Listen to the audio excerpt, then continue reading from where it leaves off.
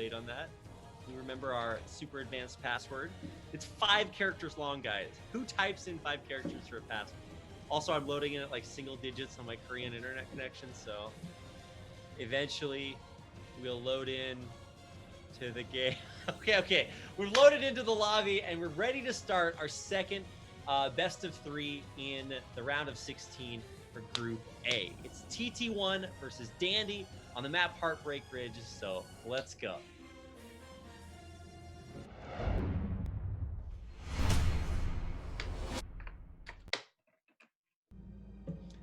All right, here we go. In the left-hand side, in the yellow, playing Terran from South America, this is Dandy. And in the green, we've got the Protoss rep in Canada. It is TT1. Now, secretly, I really wanted when the game instantly loaded to see a probe get sent out. Instantly go out. But that's not what we see so far. Still could see a proxy, but I think at this point that's kind of too far along. So, like I said, honorable Protoss here. Now, how is Dandy going to react? Because I would almost always assume that this is going to be a proxy, but versus TT1, I think actually Dandy could feel confident going for something like Gasless. That's like unheard of to me. Really? On Heartbreak Ridge. So Gasless is kind of making a resurgence now that 12 gas has been used for so long. Mm-hmm. So I think we could potentially see it, but because of how dangerous it is in the early game, it wouldn't shock me if we do just get 12 gas again. Now, surprisingly, I don't think we're going to see a fast Nexus here from, I don't know why he doesn't just call himself TT1, but from TT1. We did, actually we have different colors now, so we can do red and blue for us. So the big thing for me about TT1 is like, when it comes to like the strats, he's got them. This guy watches lots of pro games. He's up on the bleeding edge of all the pro Korean builds.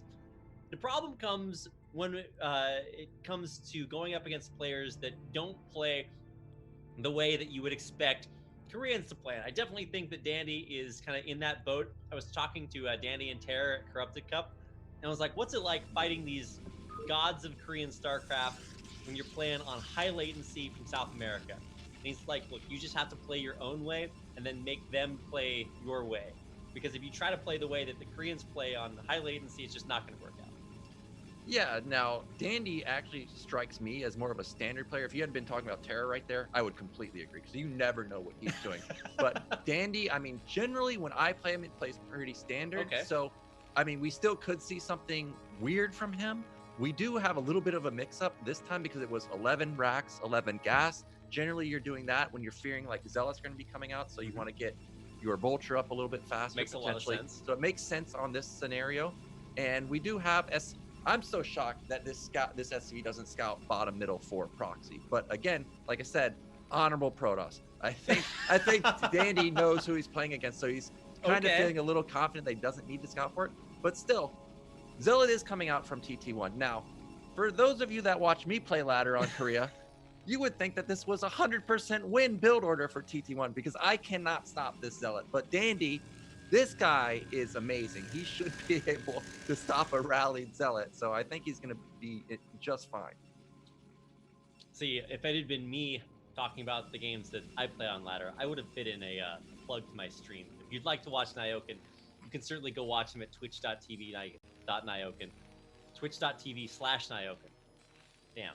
I'm not as good at this as I thought. But anyway, the I feel what you're saying here, and maybe there is that understanding, the gentleman's agreement to play honorably, because that's exactly what we've seen already. No gasless expansion, no 12 Nexus.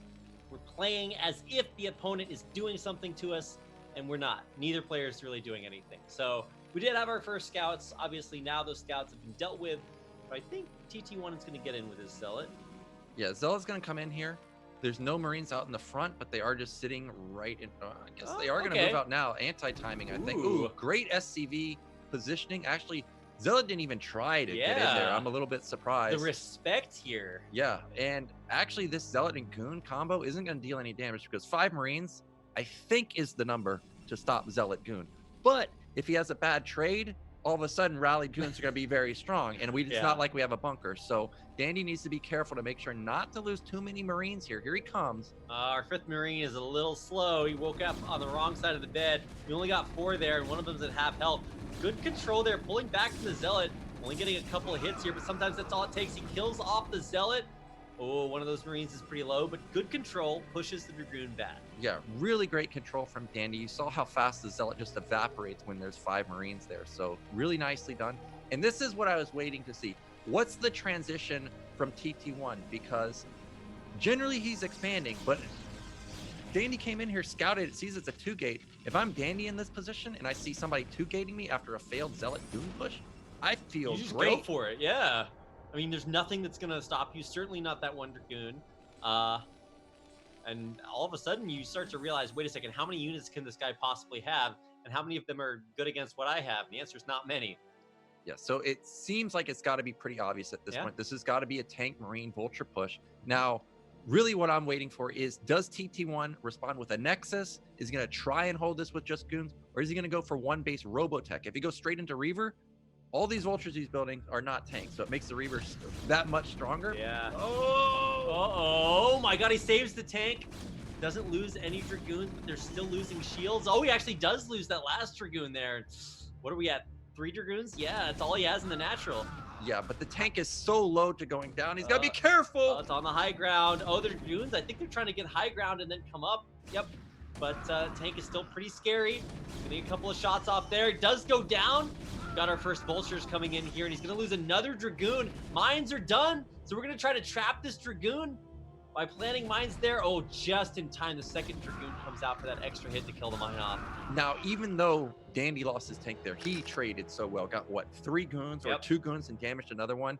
And he's forced out the second gate. Now, luckily, TT1 decided to not go one gate robo, because if he did, he'd be way behind. We now started tanks again for Dandy, so he wouldn't have been overcommitted to Vulture. So this is the perfect response from TT1 right now. But I'm still loving Dandy's position a lot, and I like the second factory follow-up. It's going to allow him to get a little bit more units in case the drop was coming. So everything is going very well for him. Now, Zealot's coming out. What does this mean? Because generally you're building mass goons. So this has got to be a Bulldog, or it's got to be Reaver drop. I was going to say, I was waiting for our shuttle, but I'm still waiting, because obviously the Robo's not done yet. But yeah, that's not going to be like a super ultra all in or anything. I was wondering whether or not we were going to have Reaver play from TT1, and then I remembered TT1. I don't remember the last time I saw him. He's kind of a gateway man sometimes, but I'm very excited to see what happens once the shuttle pops out. On the other side, we are going up to Stargates, so the potential to be prepared is there. We could also just drop in the back of his base. Yeah, no. I think the Vulture didn't actually get in and see the Nexus, so the starport makes a lot of sense. If a drop comes, you need to have the Wraith. Okay. So I do think that this starport is for Wraith to prevent drops. Mm-hmm. But this still could be a drop. Also, we do have double factory with double add-on, so we can pump out Vultures. We can get speed very quickly. I really do think that this is just a safety starport. Get out of Wraith. Now, we see that, well, I thought we were going to see a shuttle come out because we built 1 Zealot, but I don't see a shuttle in production, so not too sure exactly what TT1 wants to go for. Man, on the other side, Dandy is just rock solid. We've got turrets coming up. We've got the add-on. Okay, so he is getting add-on for the dropship. Dropship. So at least that answers that question. And pretty good vision. Let's see if he can skip the Vulture through.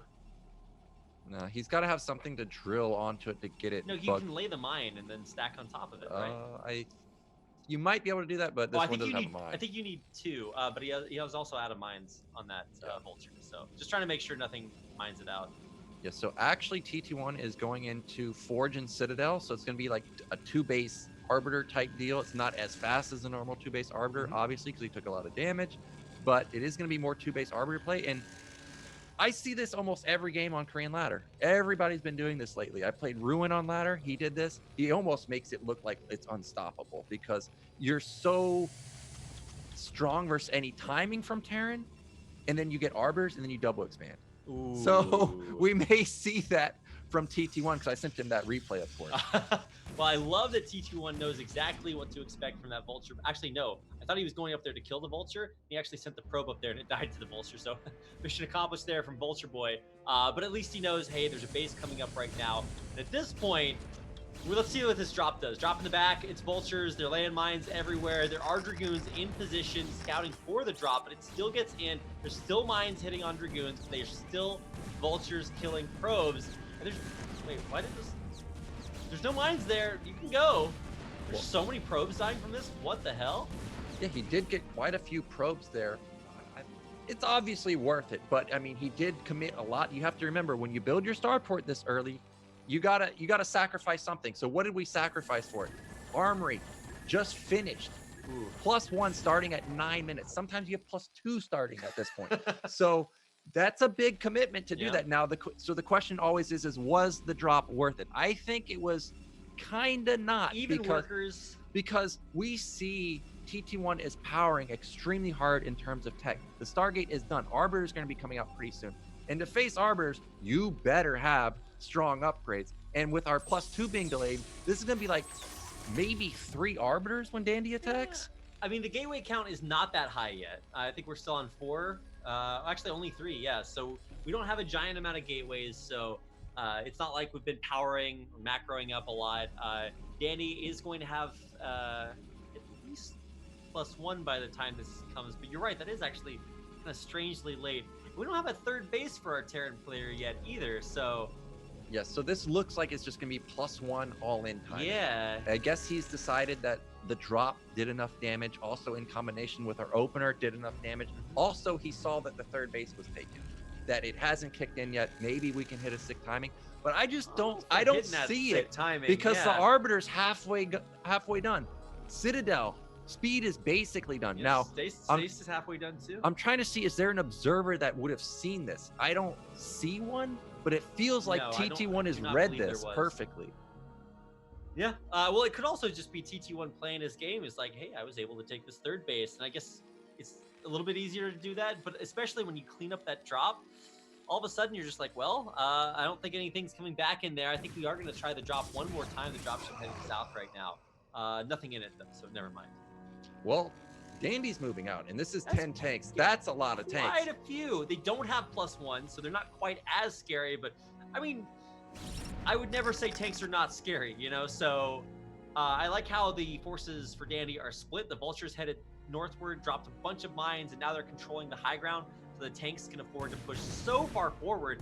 These tanks have not been stopped, and maybe they'll be forced to siege on that high ground, but yeah, instant unsiege. We're going. Well, now he has like a death push because now he's within range of being right next to the wall, which can shoot into the rally point of Protoss. So nice. This is exactly where you want to be as Dandy. Now the question is how much of a difference can this Arbiter make? Do we have scans? We have a lot of scans. Okay, it's all going to come down to this. How well can Dandy trade here? Do we have enough for stasis? No, it just popped out. Oh, wow, you're right.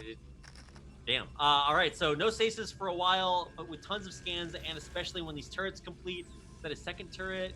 First turret. But he does have another STB there, so we're building more. This is so scary. But as long as the Protoss player can hold on, not lose his third base or his dash. Oh, we're going for it.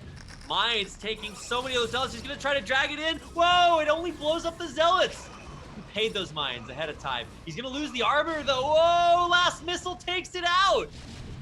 Oh my gosh, with the Arbiter and the Zealots going down, how does TT1 actually stop this? I didn't see a single tank die. Yeah, those mines dragged only into the Zealots and not into the tanks. That's rough. So we're gonna try to do it again. We've got more Zealots from somewhere. The Vulture's just buffering perfectly. The tanks surviving through everything. And it's a lot of blue goo on the ground. Yeah, just not enough buffer. Too many Zealots lost, and now we have 6 tanks in position. But he does have reinforcing it. Oh my god. Oh god. Macro King. There's no way. He's up 30 supply. No way TT1 can hold this. Yeah, we're a little light on units there. We only just now expanded our gateway count too, so there's gonna be a few Zealots coming out, and you'll notice no siege on these tanks. He's just going for it. Sometimes +1's all you need. That's all you need. There it is. GG. TT1 taps out, and Dandy wins game number 1. Once again, I'd like to specify on Heartbreak Ridge. So Yeah. The struggle is real there. Oof. Uh, Maybe we'll see a Protoss win on that map one time. One day. This is the beginning of my anime storyline where I'm like the child training and I watch my father Protoss figure die on this map. And then I vow over the course of many montages to be the Protoss player, to grow up and do what my father could not do. I don't know if that's going to happen because Brood War is not anime. And so probably we'll see a bunch more Protoss players die on that map before we're done. But our next map coming up will be, how should we characterize this? A doozy. It's going to be Quintessence. Have we seen this map yet? We saw it one time on the first group. I think Group A of the round of 24, we saw Quintessence. It was horrific. I blocked the game from my memory. It was, oh, that's right. It was Ziggy playing versus Castro. Zero, is that the game that he 8-raxed him on? I don't... Yeah, okay. It wasn't the 8-racks game, but it's just the wackiest map. What do you think of 5 or I guess 6-player maps, Nyokin? I actually don't think we've ever had a 5 or 6-player map. Like, I actually think this is the first time I've seen a 5 or 6-player map. Well, let's throw up Bonnet's tips on how to play these maps here, because that's what I want to see. I need to learn. Because obviously when you throw... When it's 4 players, then each player has an equidistant distance to their next main, right? Either you spawn close and you both go up for your mains or sideways or whatever, or you spawn cross and then both players are still the same distance away from another main. But in 5-player maps, you can just spawn right next to each other. Yeah. Or if you spawn in cross spawns, there's more bases on one side than the other. So it's really weird to try to split these maps or try to scout the maps, because all of a sudden it's way more punishing if you scout your opponent last. Yeah, so I recently casted a game on this map, and the player tried to scout top middle, ended up going to the right side because he accidentally clicked the high ground 3rd base. Nice. So scouting from the get-go is already an issue. So this is a very interesting map. This actually has an aspect that I haven't seen in a long time, which is the 3rd base on a high ground. You were going very old school with this. I think Gamma Gowan was the last map I saw this. This was, to give you perspective, this was a map that Boxer played. So that's like 2001, 2002. So that's a cool aspect of this because it does give you 3 bases instantly, and there's also a power generator that blocks the ramp. So I think it'll be cool. I'm interested to see how both these players are going to respond to a map that they definitely have not played very much. Okay, well, let's get into it. It's our second game in our second best of 3 in the round of 16, Group A, Dandy versus TT1.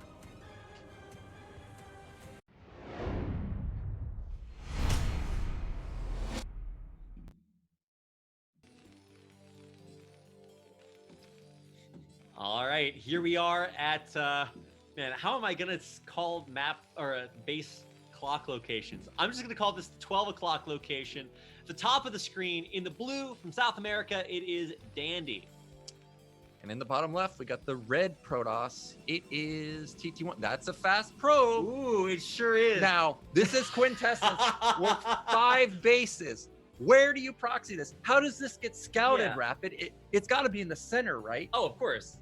I mean, that's the thing is like, it used to be that you had a 50-50 where you would put your gateways between on a 4-player map. Either you put them between the far bases, right, or left, or whatever. Anyway, this is in the center because you kind of have your work cut out for you as this little scouting probe. How are you going to find your opponent when you go do this? My thought was TT1 is either guaranteed 12 Nexus or he's going to cheese. So here we go.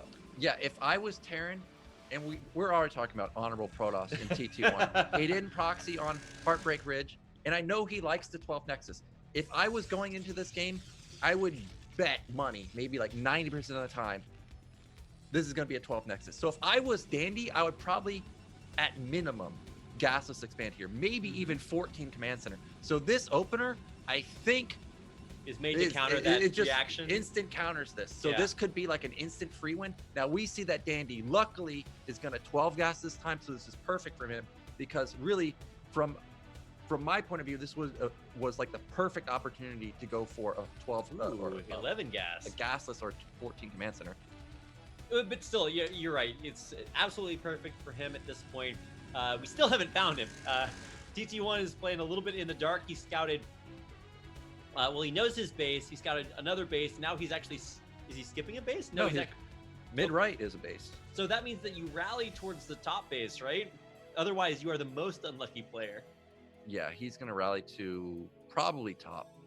Sync up with the probe. He may go to the left side since the probe is going to head to the top. I'm not too sure. But Dandy's scouting somewhat fast. Now, this is one of the few scenarios where I've actually seen Dandy not scout the middle. So he's going to get a little bit punished. But as I say that, think SCV intercepts this Zealot. Oh my god, oh my god, oh my god. Yep, they will intercept each other, but he thinks that the SCV is coming from the main. So the Zealot's actually going to be even further delayed by checking the base where the SCV was coming from. Yeah, and this is a heartbreaker for TT1 because, look, the Zealot was in his base or in mid-left. We didn't even have a single Marine out. Aww. So it couldn't have gotten any better for TT1. Now, luckily, Dandy's going to be able to get up to probably 2.5 Marines by the time this Zealot gets here. But regardless, the Sim City is not the greatest I've seen for Dandy. Factory is so far away from the barracks. It's going to be very hard to defend this. Okay, well, here comes the Zealot. The probe is going to get picked off, and that is actually gigantic. Let's see what the Marine Micro looks like. Just going to kill off the SCV there. Ooh. Look at this. Ooh, TT1. How does he do it? Uh-oh. Uh-oh. We're taking hits. Second Zealot is about to enter the base, by the way. We've only lost shields, and he does pick off that SCV building the factory, delaying it even more. Second Zealot coming in now, starting to get hits on these Marines. This is starting to get a little bit rough, but no Marines lost yet. Okay, we're safe. Wow. Zealot's coming around. Uh-oh. One of the Marines, Red Hell. How is he so good? Dandy's Marine control is actually nuts. The fact that he sent the one Marine to the top. Oh, now he's going to lose a few here. But this is fine. Yeah, we got his Vulture. This is a proxy, so it's not like Goon's coming out anytime soon. Well, I guess it is coming out soon, but it's not like it's at his base right now. And the 11 gas was critical here because it allowed him to get out a faster Vulture, actually deal with the Zealot relatively easily, but really that Marine control through the depot, crazy. Actually crazy. So now the Vulture is out, and we're in big time trouble because we don't have a pylon wall, we don't have nothing. This Vulture's not only instant Nexus. How? Okay, well, he did get the Nexus out, but this Vulture is gonna have a good time. Yeah, this is gonna get at least 3 kills. He's round. probably gonna get 4 kills. But honestly, this is almost game-ending damage. Oh yeah, for sure. We're at 15 pros versus 21 SCVs. Sure, we don't have a command center just yet. But if I'm Dandy and see this, maybe I put down an academy. Maybe I put down a second factory. Just go kill this guy. Where do all our Marines go? Oh, they're just. Oh, did we lose every Marine? Looks like he lost them all to Zealot Goon. We lost all the Marines. So, we're hitting the tank with the Zealot. We losing our first tank? Oh, okay. Wow. Never mind. Repair's good. Luckily, he was able to repair that tank because the Goon can fight a tank straight up one-on-one. Well, I didn't expect us to lose all of the Marines. Yeah, I didn't even notice that. But the Vulture killed like 7 probes, so our econ is really lacking. Yeah. But the fact that the Zealot and Goon actually forces out more Marines here, this buys TT1 time to get up this base and get his econ going. Instant robotics coming down. I think this has to be a Reaver. Yeah. This looks like Dandy is gonna attack, knowing that he dealt so much damage. Well, also you have to build all those Marines to hold on. Might as well use those as part of the push. I like the Dragoon positioning. He's not like overextending, but they will be far enough forward to see if or when this push does come. At least he did get that Nexus down, so he will be able to rebuild his probe count. If he is able to deal damage with the Reaver, we can get this game back on track. Yeah, he may actually just go straight into Observer because we don't know if he's going Mines or whatever. But we see that at Siege. As soon as he sees Siege, TT1's going to be feeling really good because Siege is an expensive upgrade. Usually you don't get Siege and go for a timing. So TT1's going to have a sigh of relief when he sees that, if he sees that. It also slows down everything else. Yeah, now he sees it. So now he's feeling pretty good. So now it is still going to be the robotic, or the support bay. So we are going to see Reavers here. I think this makes sense from an aggressive standpoint, and you do want to play aggressively when your gateway in the middle is out there and you can still sort of posture. But wait, how did we get that little guy over there? double command center for Dandy. Wow. And this map, Quintessence, I've only seen it a few times. Initial thoughts was, how do we stop recall? How do we stop Reavers? Because the surface area, the amount of turrets you have to build, so many. Oh yeah. So now you're compounding it while taking a third base and natural. How do we actually defend all of this? Yeah, also because of the way the map wraps around, it's kind of hard to get like scouting depots or scouting SCVs around to scout the drop avenues. So let's see, we're all about ready to have this Reaver pop out. The shuttle is ready to go. We're gonna bring some Zealots along with it. I think so. Let's see. Okay, maybe we'll pick the Zealots up in the middle of the map. I don't know, but the Reaver is about to pop out. We have turrets out. Where's our turret game? Is that strong? No, Is it turret game is very weak. We've got 2 turrets. We do have a lot of tanks, but no armory, no second factory done. So once the Reaver gets in, it's going to be very hard to push out. But at least there's no speed on the shuttle, because if there was, that means we're going pretty hard on Reaver play. So at least Dandy has that going for him, but I'm so worried that this third base just gets instantly denied. Yeah, much less having a Reaver go down the ramp into the natural.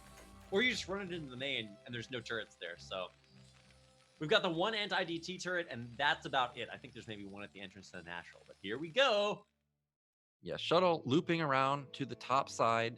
The eBay is in a good position. I actually think it may intercept this shuttle. I hope he goes in from the corner, upper right corner, instead of just trying to hit from the bottom of the natural, or bottom of the main. But it looks like he is going to go from the bottom of the main, and thankfully that eBay is going to be there to scout it. Yeah, here we go. When's the reaction coming? He's going to actually fly into the only turret, which is somewhat tragic, but oh, it's going to get, it gets the half damage from turning around. Oh my god, he loses the shuttle to the 1 turret! What? No. What? Oh. How many turrets do we have in this game, Nyoken? I thought... Is there perhaps only 2? Okay, there's 3 now. There's like 4 turrets. I thought TT1 for sure could deal so much damage with the Reaver, but the control on the Marines and the tanks, amazing. Unlucky shuttle positioning over the turret. Is that what that was? Sure, TT1 has 3 bases, so his econ's gonna be crazy. But look at that CV count, 51 to 41. Dandy has a huge bank, so we're gonna see a factory flood. There it is. Yeah. I mean, look, what do you think is gonna hurt you now? Like, there's no monsters under the bed. There's no Reavers under the shuttles. It's well, so all of a sudden, Danny is afraid of absolutely nothing. He's got a crazy economy. And what are our upgrades at just yet? We have any of those? No upgrades. No upgrades. So at least that's sort of a check mark for TT1 to not have to worry about. Well, yeah, but I mean, I'm trying to make the best of the situation, Nyoken. TT1 is reading this perfect because there's no Stargate, there's no Templar Archive. He knows that Dandy does timings a lot, and because of that, what did we see? We see instant legs, because we need every unit we can get right now. Yeah. So I like the fact that we're not overpowering here. He knows Dandy probably followed up with tons of factories because that's what he likes to do, and that's exactly what we see. So the read is perfect. Now I guess Templar Archive and Stargate are coming in, but actually I think in this specific scenario we got to skip the Stargate and just go straight Templar because he's coming at you. For sure. And let's see, what's our add-on count? It's like, okay, 2 add-ons. Like every once in a while I'll see one of these Terrans, it's like at 7 factories, 8 factories, and 1 add-on. Like, wait a second. There's a few of those Vulture Terrans out there, but this is not one of those. We've got maybe 8 tanks. Yeah, it looks like 9. Oh, never mind. Never okay, mind. 13 we're up to like tanks. 13. Yeah. Oh my God. This is something that I always recognize with Dandy is he never ever misses a tank. Never ever, when he has 100 gas, does he accidentally build a Vulture in his add-on factory. He will always have a lot of tanks, and if that's something I noticed is I would constantly build Vultures instead of tanks. So his tank count is huge. He's got 13, like 15 now with 8 he's up 20 supply. Well, this might be a little bit of an anti-timing from our boy TT1. We're trying to bulldog. Can't do that when your shuttle dies. Second shuttle coming in. I mean, it's not bad, but the Zealots just explode immediately. Can't do anything against that. Did we kill a tank? I think we killed a tank. Actually, he killed quite a bit of tanks. There's only 8 now. We were at like 15. So he got Okay. that was about as good of a trade as you're gonna get. But now Dandy's in full engage mode. So he's coming across the Yeah. map. He's up 30 supply About now. to hit +1 by the time these tanks hit too. Oh, double Stargate. I think this was a misread from TT1. We're dead in a few seconds. We need a ton of units. We need Storm or something. Unless those are scouts coming out, and they're not. So don't worry about that, guys.